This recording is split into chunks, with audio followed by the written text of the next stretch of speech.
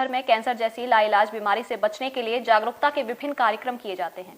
Cancer रोग विशेषज्ञ लोगों को कैंसर की बीमारी से बचने के उपाय व जागरूक करते हैं। आइए जानिए ब्लड कैंसर रोग विशेषज्ञ डॉक्टर फरहान नईम और प्रमुख कैंसर रोग विशेषज्ञ डॉक्टर अंशुल से क्या है कैंसर का उपचार और बचाव। 4 फरवरी को हम विश्व कैंसर दिवस मनाते हैं। कैंसर एक ऐसी बीमारी जिसका नाम सुनते ही लोग भय के साए में आ जाते हैं, जिसे लाइलाज कहा जाता है, लेकिन ऐसा नहीं है।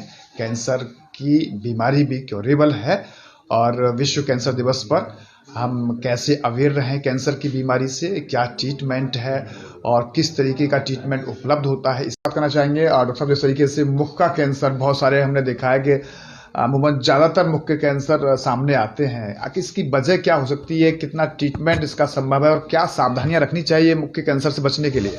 देखिए, कैंसर जो है अक्सर देखा गया है सेकंड कॉमन कॉज है डेथ का, और जिसमें से कि लंग कैंसर और ओरल कैंसर सबसे ज़्यादा कॉमन है।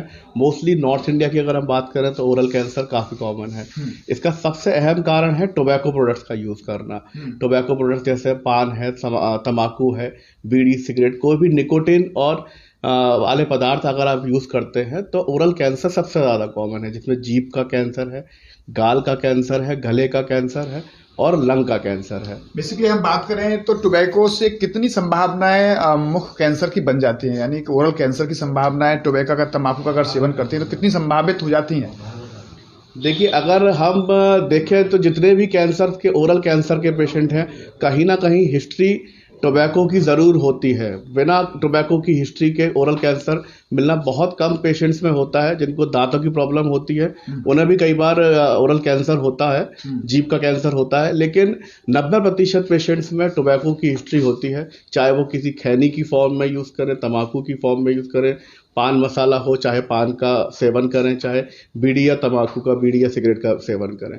तो टोबैको तो सबसे पहले हम जैसे वर्ल्ड कैंसर डे बनाते हैं तो जिससे कि एक प्रिवेंट कर सके, एक जागरूक कर सके आम जनता को कि टोबैको प्रोडक्ट्स यूज़ ना करें, जिससे कि उसको प्रिवेंट किया जा सके।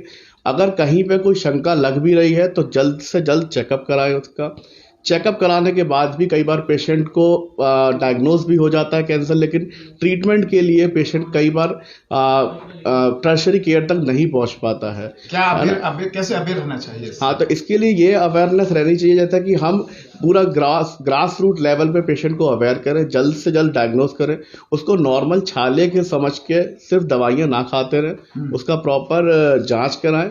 और जांच के पास जो भी तरह का कैंसर आता है, आज हर तरह के कैंसर के संभव इलाज है।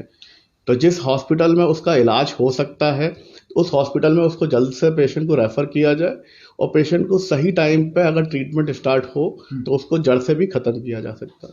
धन्यवाद। आपने देखा कि विश्व कैंसर दिवस जो कि 4 जनवरी को हम सेलिब्रेट करते हैं, और इस बात को हम इसलिए कह रहे हैं क्योंकि कैंसर जो अपने आप में एक लाइलाज बीमारी कहा जाता है, लेकिन संभवतः अगर उसका इलाज अगर प्राइमरी स्टेज में होता है तो वो ट्रीटमेंट उसका संभव है, यानी उपचार पूरी तरह उसका संभव है कि बशर्ते कि उसकी जब इनिशियल स्टेज होती है तो उसमें हम उसका ट्रीटमेंट कर लेते हैं।